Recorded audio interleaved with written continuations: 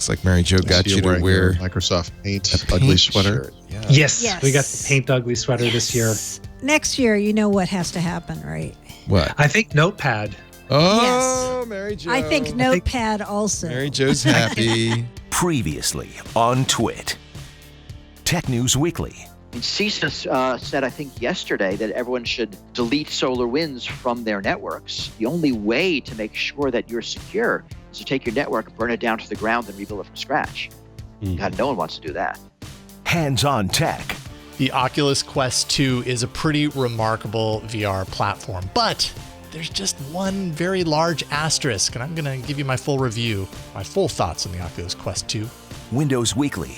When you guys put the consoles on sale, you didn't have enough.